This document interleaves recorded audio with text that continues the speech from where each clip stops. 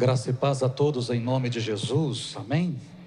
Que bom que podemos estar aqui na casa do Senhor e termos um tempo para cultuar ao nosso Deus, para cantarmos, para louvarmos, para orarmos e também para meditarmos na palavra do Senhor.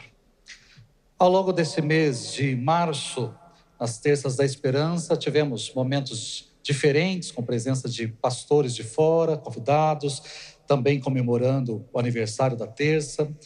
Mas nós decidimos trabalhar com vocês em 3 momentos específicos a série A Cultura do Reino, baseada no capítulo 5 de Mateus, que é a primeira parte aí do Sermão do Monte, Sermão da Montanha. Na primeira mensagem, o pastor Jordache falou sobre o retrato do cidadão do reino, olhando para as bem-aventuranças. Na segunda mensagem, semana passada, o pastor Francisco abordou o tema A Presença que Transforma, mostrando aquilo que é importante de nós deixarmos Deus fazer na nossa vida, que é nos transformar em sal e nos transformar em luz neste mundo. E hoje, para concluir, nós vamos falar sobre como devemos viver além das aparências. Além das aparências, olhando para a parte final aí do capítulo 5 de Mateus. Antes, porém, de entrarmos no texto, eu queria falar um pouquinho com você sobre cultura. O que é cultura? Já que a série é a respeito da cultura do reino, o que vem a ser cultura?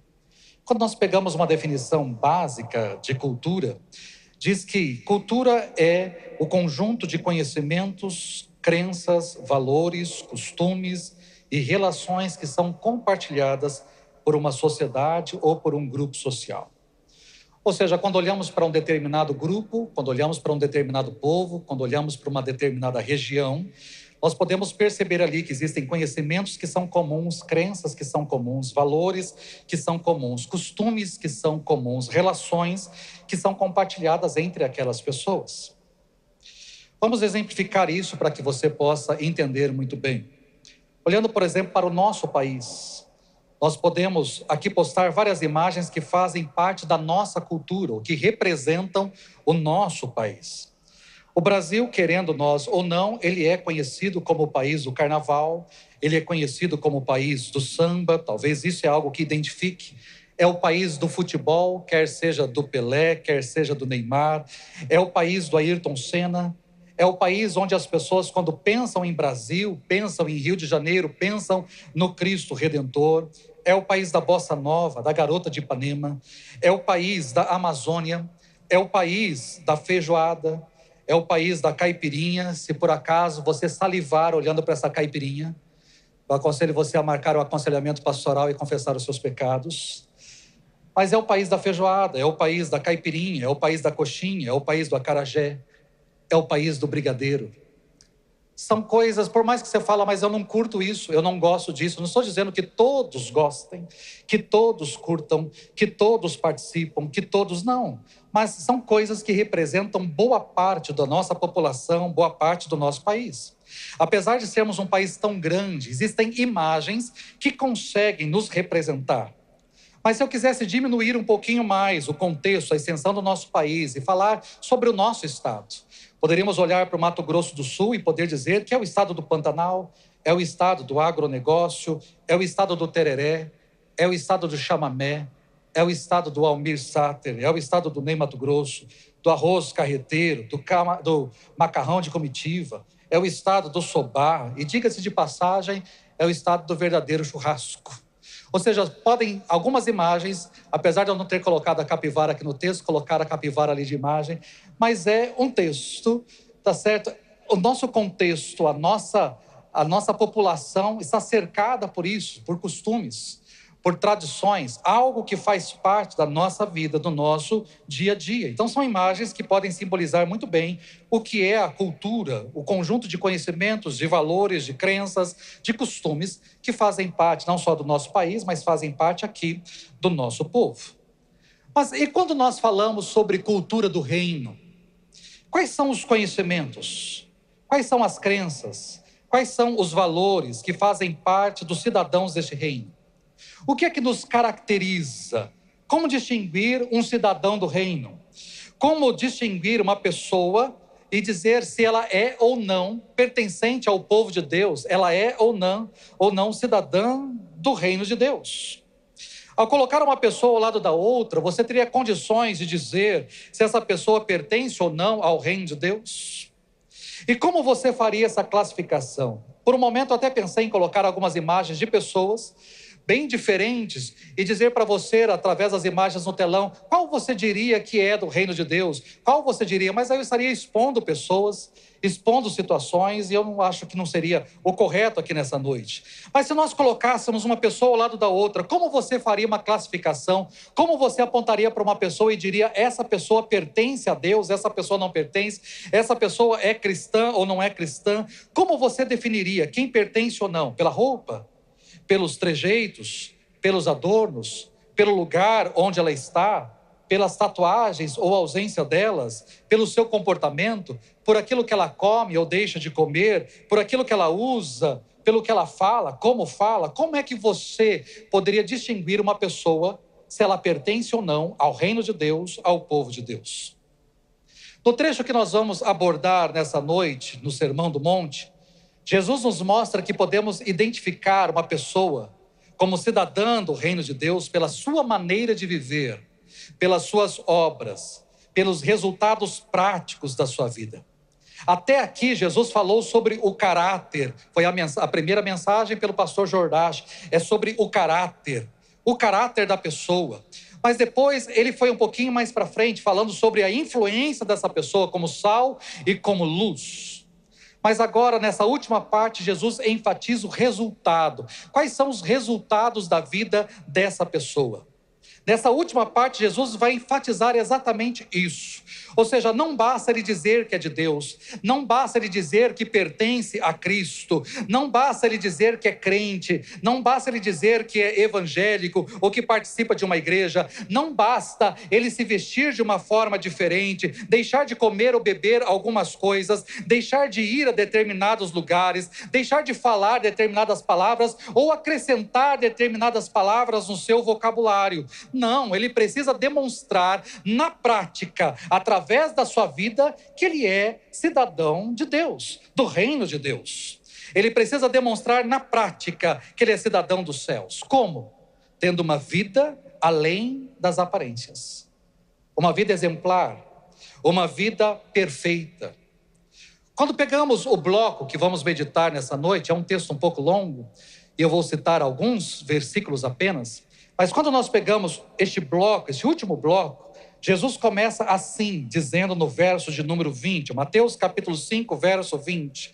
Pois eu lhes digo que se a justiça de vocês não for muito superior à dos fariseus e mestres da lei, de modo nenhum entrarão no reino dos céus. Se a justiça de vocês, se o comportamento de vocês, se o modo de vocês viver não for muito superior ao dos escribas, ao dos fariseus, de modo nenhum vocês entrarão no reino dos céus. E Jesus termina esse trecho que vamos abordar, o último versículo, versículo 48, ele diz, portanto, sejam perfeitos, como perfeito é o Pai celestial de vocês.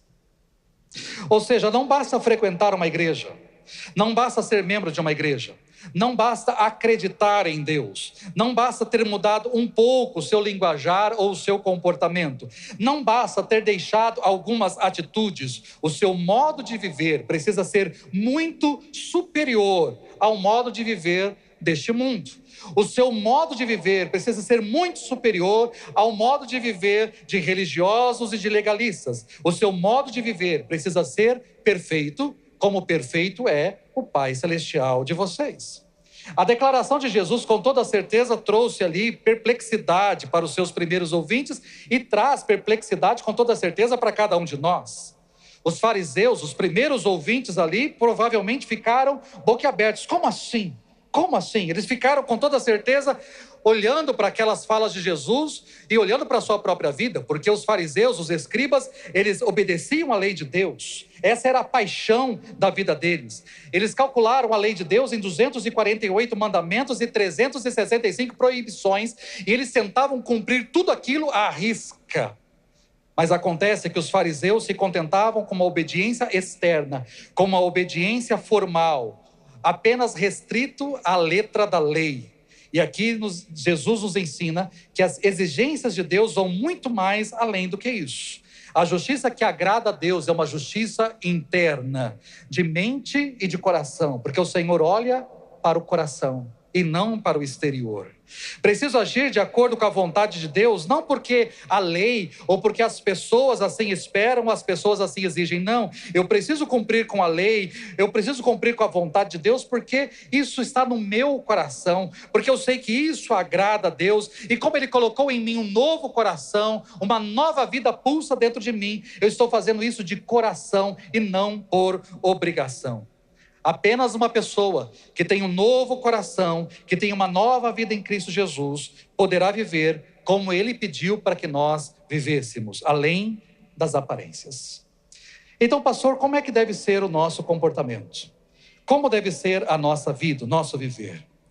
A gente tem pouco tempo, mas eu quero trabalhar com você, olhar para o texto de um modo geral, e de uma forma didática, seguindo a divisão do texto, trazer para você 6 conselhos da parte de Jesus que poderiam nortear a nossa caminhada aqui neste mundo. Quais seriam esses 6 conselhos?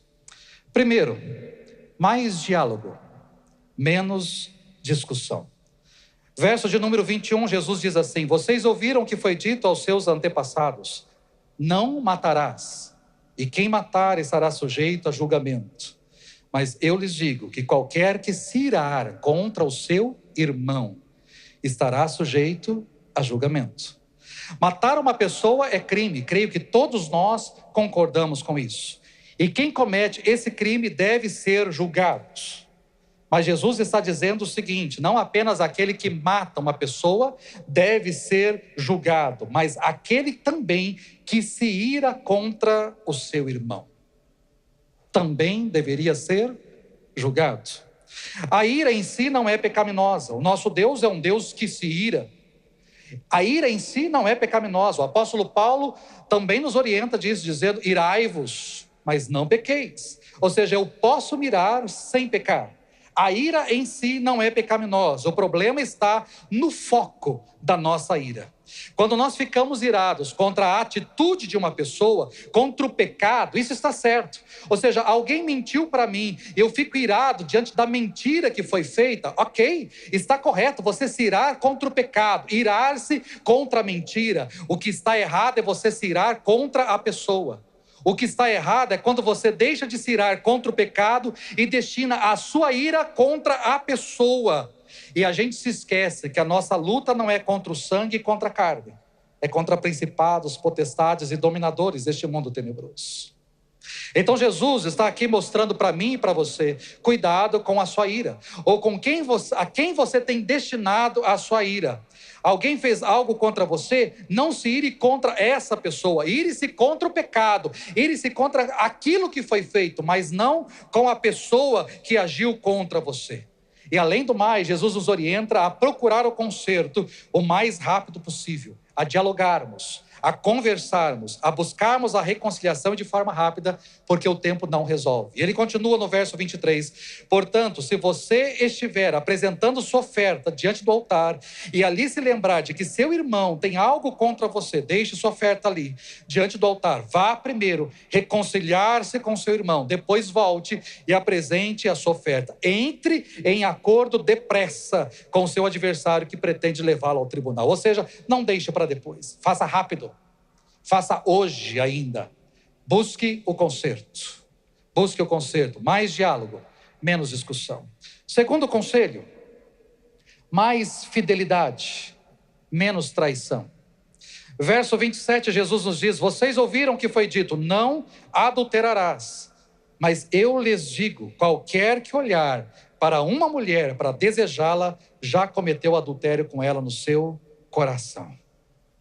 O que é adultério para você? Ter relações sexuais com uma pessoa que não é o seu marido, que não é a sua esposa? Não. Jesus vai além. Olhar e desejar também é adultério. Olhar não é pecado. Desejar é pecado.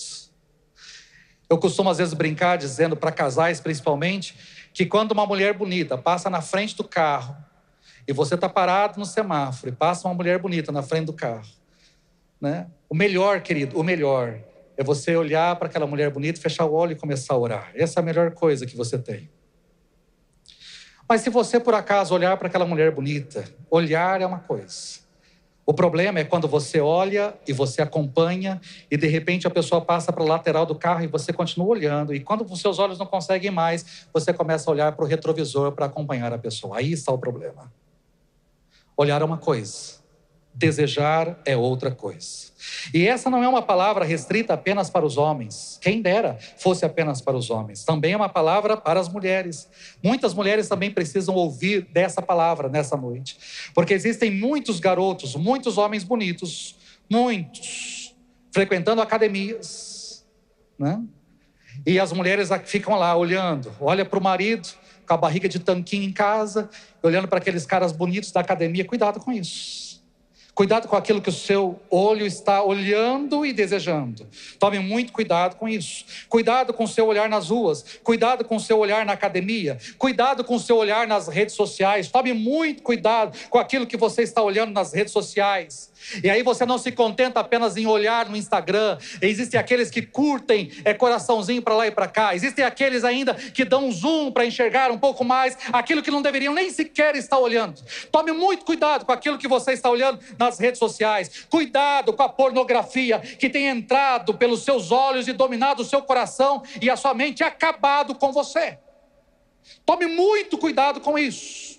Isso é adultério. Se Jesus estivesse escrevendo esse texto nos dias de hoje, ou pregando isso nos dias de hoje, ele estaria falando isso. Não é apenas olhar e desejar, mas é apenas olhar e desejar fisicamente, não. Mas as redes sociais, inclusive, tem muita gente e não está atenta a isso. Cuidado, cuidado. Cuidado com os flertezinhos. Cuidado com os grupos de WhatsApp. E a pornografia tem entrado por aí. Muito cuidado com aquilo que você tem olhado. Cuidado. Cuidado com a sensualidade que tem enrendado você, tem atraído você e levado você a pecar. Qualquer prática sexual que é imoral no ato, também é imoral no olhar e no pensamento. Então tome muito cuidado. E Jesus segue, dizendo: se o seu olho direito fizer pecar, arranque-o e lance-o fora. É melhor perder parte do seu corpo do que ter todo ele e ser lançado no inferno. E se a sua mão direita fizer pecar, corte-a e lance-a fora. É melhor perder uma parte do seu corpo do que ir todo ele para o inferno. Ninguém aqui, Jesus não está orientando você a ficar cego e nem a cortar parte da sua mão. Não, ele não está orientando a isso, mas está dizendo: cuidado com o que você está fazendo. Se por acaso é o seu olho que está te levando a pecar, pare de olhar, pare de interagir, pare de curtir, pare de seguir, pare de olhar para essas coisas. E se por acaso é a sua mão que tem te feito pecar, é muito melhor você tirar essa mão de circulação aí, diante daquilo que você está fazendo. Tome muito cuidado. Tome muito cuidado. Ouça o conselho e a orientação do Senhor. Terceiro conselho: mais seriedade, menos divórcio. Verso 31, Jesus diz: foi dito, aquele que se divorciar de sua mulher deverá dar-lhe certidão de divórcio. Mas eu lhes digo que todo aquele que se divorciar de sua mulher, exceto por imoralidade sexual, faz que ela se torne adúltera. E quem se casar com a mulher divorciada estará cometendo adultério. Em outras palavras, Jesus está nos dizendo o seguinte: casamento não é brincadeira. Casamento não é brincadeira. Quando um divórcio acontece devido à traição cometida pelo cônjuge, e diante dessa traição, até por mais que tenha havido perdão, não há condições de continuar juntos pela quebra de confiança. Ainda que há uma situação que é contemplada por Deus, contemplada pela palavra de Deus, e a parte traída tem o direito de querer o divórcio. Mas a esmagadora maioria dos divórcios não é por traição, é por incompatibilidade. Não deu certo. E sabe por que não deu certo? Porque muitos tratam casamento como algo banal. Muitos tratam casamento como brincadeira.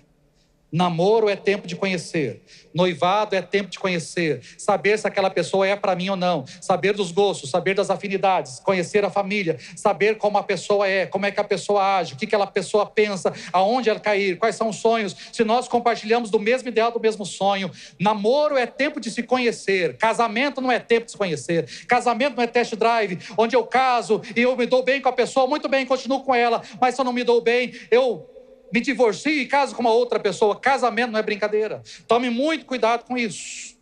Tome muito cuidado. Você que está namorando, leve a sério o seu namoro. E você que está casado, trate o seu casamento com seriedade.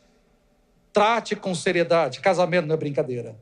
Quarto conselho: mais honestidade, menos juramento.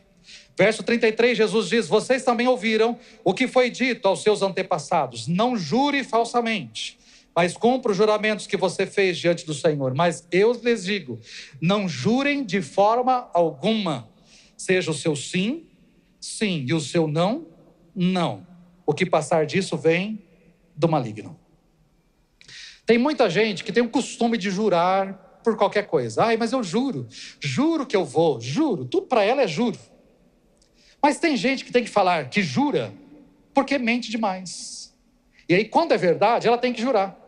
Porque ela já falou tanta mentira, que agora ela precisa dizer que é verdade. Ela tem que jurar. Mas eu juro pela minha mãe, eu juro pela minha vida, eu juro que eu posso cair morto aqui no chão, eu juro. Ela tem que jurar para dar veracidade àquilo que ela está falando. Existem pessoas que são tão enroladas nos seus compromissos, que ela precisa jurar que agora ela vai fazer. Agora eu vou. Ai, mas não, amanhã eu vou lá. Não, mas não, eu juro. Amanhã eu juro que amanhã... Porque ela já jurou semana passada. Ela já falou na outra semana. Não, eu tenho essa dívida, eu juro. Amanhã eu vou pagar. Amanhã eu vou receber. Amanhã eu juro para você que... E ela só jura. E ela nunca cumpre a sua palavra. Tome cuidado. Seja verdadeiro. Seja sincero. Seja honesto. Não faça compromisso que você não vai dar conta de cumprir. Não assuma aquilo que você não vai conseguir vencer. Aprenda a dizer sim e a honrar com o seu sim, com aquilo que você se comprometeu. E aprenda a dizer não. E você verá o quão libertador isso é também sobre a sua vida. Quinto conselho: mais entrega, menos retaliação. Verso de número 38, Jesus diz: vocês ouviram o que foi dito, olho por olho e dente por dente. Mas eu lhes digo, não resistam ao perverso. Se alguém o ferir na face direita, ofereça-lhe também a outra. Essa é uma palavra para aquele que não gosta de perder e não quer levar desaforo para casa nunca. Essa é uma palavra para aquele que quer ter sempre a razão, quer ser o dono da verdade, da última palavra. Essa é uma palavra para aquele que leva a sério, arrisca o lema, bateu, levou. Jesus nos ensina que as coisas não são assim. A vontade carnal é de dar o pago, é de retribuir, é de dar o troco. Mas Jesus nos ensina que essa não deve ser a nossa atitude. A nossa atitude deve ser de amor. Amor altruísta, de uma pessoa que, quando ferida, recusa-se a dar o pago. Recusa-se a satisfazer o seu ego através da vingança. Amor altruísta, que jamais revidará pagando mal com mal. Porque ela está liberta dessa animosidade pessoal. Amor altruísta, que procura pagar o mal com o bem. E por fim, sexto e último conselho: mais amor, menos ódio.